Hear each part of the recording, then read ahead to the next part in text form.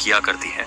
चलिए कहानी को शुरू करते हैं। महल की ऊंची दीवारों के भीतर, जहां हर दरबारी अपनी चालों में उलझे रहते थे, रानी माया का दिल में एक अनकही और गहरी कामुक ज्वाला से जल रहा था। लेकिन रानी को शादी करना पसंद नहीं था। वह शाही कर्तव्यों में पूरी तरह से लीन थी, लेकिन भीतर एक आग थी जो कभी बुझने का नाम नहीं लेती थी। ये आग केवल शक्ति की नहीं थी, बल्कि अपनी कामुक इच्छाओं की थी, जो समय समय पर उसके हृदय में बलवती हो जाती थी। रानी माया कभी अपनी इन इच्छाओं से बाहर आने की कोशिश करती थी, परंतु वे उसे हमेशा अपनी गिरफ्त में ले लेती थी। एक दिन रानी ने महल के एक पुराने कोने में एक प्राचीन चिराग देखा।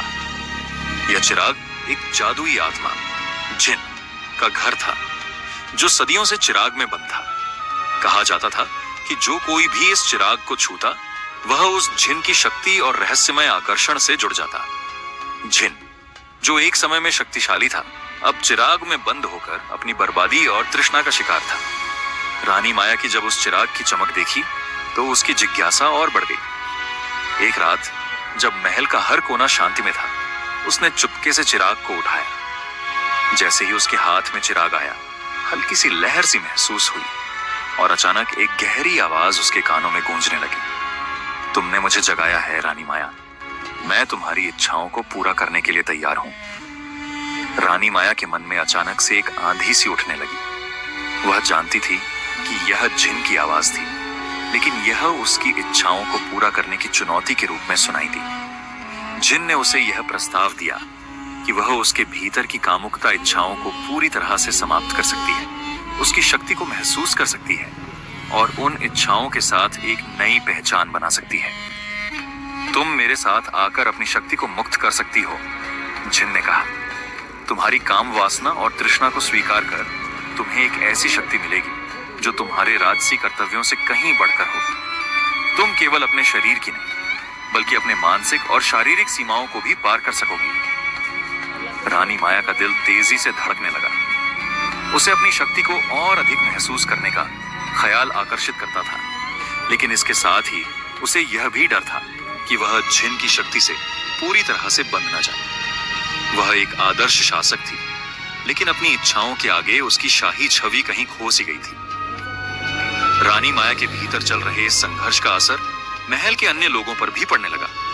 उसके मंत्री, दरबारी और यहाँ तक कि सैनिक भी उसके व्यवहार में बदलाव को महसूस करने लगे। वे देख रहे थे कि रानी का ध्यान अब पहले जैसा नहीं रहा। वह अक्सर सोचों में खोई रहती थी और उसकी आंखों में एक अजीब सी तृष्णा झलकने लगी थी। कुछ दरबारी यह सोचने लगे कि रानी का मानसिक स्थिति अब डगमगा रही है और इसके परिणाम स्वरूप महल की शक्ति संतुलन पर असर पड़ सकता है। वे रानी के पक्ष में और उसे अपनी इच्छाओं से दूर रखने के लिए कोशिशें करते थे, लेकिन रानी माया अब जिन के प्रभाव में पूरी तरह से खो चुकी थी। रानी माया की इच्छाएं अब इतनी बलवती हो चुकी थीं कि उसने उन्हें अपनी पूरी क्षमता के साथ महसूस करना शुरू कर दिया। चिराग और जिन की शक्तियां उसे शरीर की नई अनुभूतियों से भर देती थी। वह महसूस करती थी कि उसका शरीर हर पल एक नई ऊर्जा से भरा हुआ था, लेकिन इसके साथ ही उसके मन में यह सवाल भी उठता था कि क्या उसकी आत्मा इस शक्ति के साथ सच्ची शांति पा सकेगी, या क्या यह सिर्फ एक छलावा है। तुम्हारी इच्छाएं तो पूरी हो चुकी हैं रानी, जिन की आवाज गहरी और लुभावनी हो गई। अब तुम सिर्फ अपनी सत्ता और शक्ति का अनुभव करो। अपनी शारीरिक तृष्णाओं को जागृत मत करो, नहीं तो कोई भी बंधन तुम्हें रोक नहीं सकता। लेकिन रानी माया को धीरे धीरे यह एहसास होने लगा कि जब उसने अपनी इच्छाओं को पूरी तरह से अपनाया, तो उसकी आत्मा का संतुलन बिगड़ने लगा। वह जिन के साथ जितना शारीरिक संबंध बनाती है, उतनी ही वह अपने आसपास के लोगों से दूर हो रही थी। उसका डर यह था कि कहीं वह अपनी शाही स्थिति और महल की जिम्मेदारियों को खो न दे। एक रात जब रानी माया जिन की शक्ति का पूरा अनुभव कर रही थी, उसे अचानक यह महसूस हुआ कि अब वह अपनी इच्छाओं से बाहर नहीं निकल सकती। जिन की शक्ति ने उसे पूरी तरह से घेर लिया था, लेकिन इसी समय एक अंदरूनी आवाज ने उसे बताया कि अब वह सिर्फ अपनी इच्छाओं और शक्ति के भरोसे नहीं जी सकती। रानी माया ने एक गहरी सांस ली और अपने भीतर की तृष्णा को महसूस किया। उसने समझा कि शक्ति केवल शरीर या इच्छाओं में नहीं, बल्कि आत्मा की शांति में है। उसने जिन से कहा, मैं अपनी इच्छाओं में नियंत्रित पाना चाहती हूँ। मुझे तुम्हारी शक्ति को सही दिशा में उपयोग करना है। जब जिन ने देखा कि रानी माया ने अपनी इच्छाओं को नियंत्रित कर लिया, तो जिन को गुस्सा आने लगा। क्या है कि जिन को रानी से प्यार हो गया था। रानी माया के आत्मसंयम ने जिन को गहरे तक झकझोर दिया। वह अब अपनी शक्ति के साथ खेल नहीं सकता था, जो पहले रानी के भीतर पूरी तरह से बसी हुई थी। जिन ने महसूस किया कि रानी ने उस शक्ति का इस्तेमाल अपनी इच्छाओं के दुरुपयोग और अपनी आंतरिक शांति के लिए करना शुरू कर दिया था। यह उसे बहुत अखरा, क्योंकि जिन की शक्ति का उद्देश्य हमेशा से व्यक्ति को उसकी इच्छाओं और तृष्णाओं के अधीन करना था, न कि उन्हें नियंत्रित करना। तुमने मेरी शक्ति को जीतने की कोशिश की है। जिन की आवाज गहरी और तीव्र हो गई। लेकिन मैं तुम्हें कभी भी पूरी तरह से मुक्त नहीं होने दूंगा। तुम्हारी आत्मा अब मेरे नियंत्रण में है। लेकिन रानी माया ने एक और गहरी सांस ली और अपने भीतर की इच्छाओं को पूरी तरह से शांत किया। उसने अपने मानसिक और शारीरिक बल को इस संघर्ष से बाहर निकाला और अपनी शक्ति को पूरी तरह से नियंत्रण में रखा। मैं तुम्हारे जाल में नहीं फंसी, जिन, उसने धीरे से कहा। मैं अपनी आंतरिक शांति को पा चुकी हूं। इसकी प्रतिक्रिया में जिन ने महल के भीतर एक जोरदार शोर किया, जैसे वह अपनी शक्ति के पतन को महसूस कर रहा हो।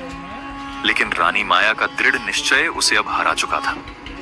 उसकी इच्छाएं और तृष्णाएं अब उस पर हावी नहीं हो रही थी। तुम्हारा खेल खत्म हुआ जिन, रानी माया ने कहा। मैंने तुम्हें अपनी इच्छाओं से मुक्त किया है। यह सुनकर जिन की शक्ति धीरे धीरे चिराग के भीतर समा गई। जिन को अपने प्यार के बारे में रानी को बोलने का मौका ही नहीं मिला। रानी माया ने चिराग को फिर से महल के पुराने कोने में रख दिया और उसके बाद महल में एक गहरी शांति छा गई। उसकी इच्छाएं अब संतुलित हो चुकी थीं और वह अपनी शक्ति को सही दिशा में इस्तेमाल करने के लिए तैयार थी। हालांकि रानी माया ने अपनी आंतरिक लड़ाई जीत ली थी, लेकिन महल में सब कुछ पहले जैसा नहीं रहा। एक दिन रानी बगीचा बैठे थे तो अचानक रानी को उल्टी आने लगी। रानी ने महसूस किया कि वह गर्भवती है। रानी माया की गर्भवती होने की खबर महल में जैसे ही फैली, सभी दरबारी और महल के लोग चौंक गए। यह घटना न केवल शाही परिवार के लिए एक नई चुनौती थी, बल्कि रानी माया के भीतर की ताकत और संघर्ष का भी एक नया मोड़ था। रानी माया ने महल के आंतरिक गोपनीय स्थानों में खुद को बंद कर लिया और मनन में डूब गई। वह सोचने लगी कि इस बच्चे के साथ उसकी इच्छाएं और शक्तियां क्या हो सकती हैं। क्या वह अपने बच्चे को इस दुनिया में लाकर एक नया संघर्ष शुरू करेगी? एक दिन रानी माया को अपनी आंतरिक शांति को बनाए रखने के लिए एक दार्शनिक की मदद की जरूरत महसूस हुई। महल के नजदीक एक अर्शी आए थे जो अपनी गहरी साधना के लिए प्रसिद्ध थे। रानी ने उन्हें अपने पास बुलाया और अपनी चिंता साझा की। अर्शी ने रानी से कहा, रानी माया, तुमने अपनी इच्छाओं को नियंत्रित किया है, लेकिन अब तुम्हें अपने संतान को भी सही मार्ग दिखाने की आवश्यकता है। तुम्हारे बच्चे की शक्ति तुम्हारी शक्ति से जुड़ी होगी, लेकिन उसे संतुलन की आवश्यकता होगी। तुम्हें उसकी शिक्षा और आंतरिक शांति को सही दिशा में बढ़ावा देना होगा। गर्भ के 9 महीने धीरे धीरे समाप्त हो गए और एक निर्दिन महल में खुशियां मनाई गई। रानी माया ने एक स्वस्थ और सुंदर बच्चे को जन्म दिया। यह बच्चा न केवल उसकी इच्छाओं की जीत का प्रतीक था, बल्कि एक नई शुरुआत भी था, एक नया जीवन जिसे वह संतुलन और शांति की दिशा में आगे बढ़ाएगी। रानी माया ने अपने बच्चे को अपनी नजर से देखा और महसूस किया कि यह बच्चा उसकी आंतरिक शक्ति का वास्तविक रूप था। वह अब जानती थी कि सही शक्ति सिर्फ बाहरी नियंत्रण में नहीं होती, बल्कि अंदर की शांति और संतुलन में होती है। और रोज दिन से रानी माया ने न केवल अपनी बल्कि अपने बच्चे की शक्ति को भी सही दिशा में इस्तेमाल करने का प्रण लिया। महल में शांति का वातावरण था, लेकिन रानी माया जानती थी कि यह शांति स्थायी नहीं। अब उसे पूरी तरह से समझ में आ गया था कि किसी भी शक्ति को नियंत्रण में लाने के लिए सबसे जरूरी बात है अपनी आंतरिक इच्छाओं और तृष्णाओं